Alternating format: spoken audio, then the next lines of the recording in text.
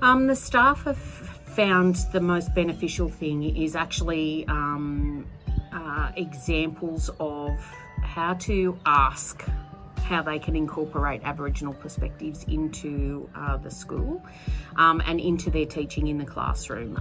It's given them the confidence to work with our AEO on specific programs, like in our TAS faculty. They've done incorporated weaving, and in their cooking they've started to engage with elders as well. So it's just given them the confidence boosts to think outside the square of how they can engage all of our students in Aboriginal perspectives. Yeah, giving them the confidence to be able to ask questions is the biggest thing that I've seen out of it.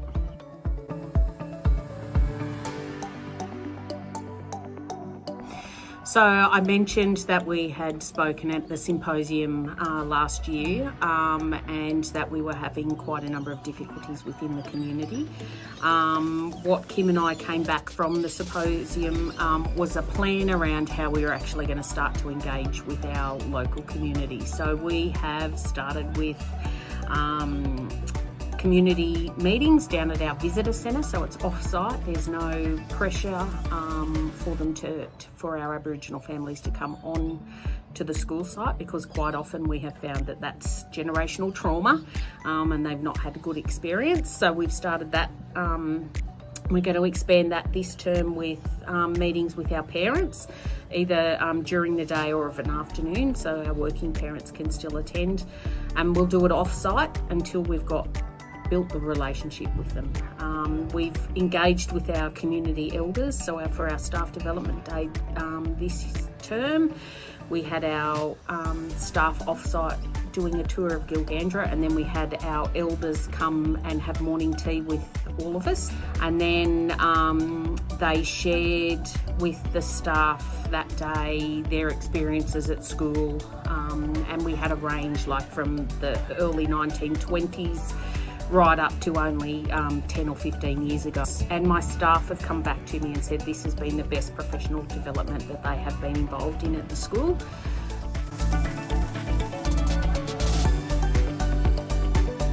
Yeah, it opened their eyes. A lot of the staff live in town, but they don't actually know the history of what happened to the Aboriginal people here. So Kim took them around and showed them where the mission was and where they were moved and why they've been moved and the areas that they were moved to, giving them stories about what happened when they were down the street, how they had to go to the back of the shops and all of that sort of stuff. So it really just opens their eyes. And our families that we have now, their grandparents or great-grandparents were involved in that. So getting them to understand that when they're cranky with us on the phone, it's because of that intergenerational trauma.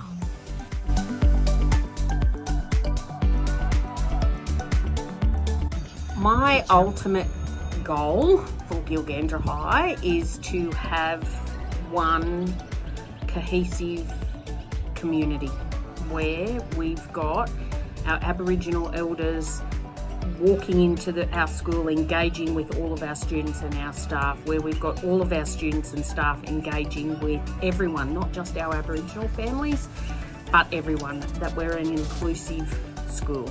And you're right, it is a small step. We've got to work at that, but I think we've made some pretty good inroads so far.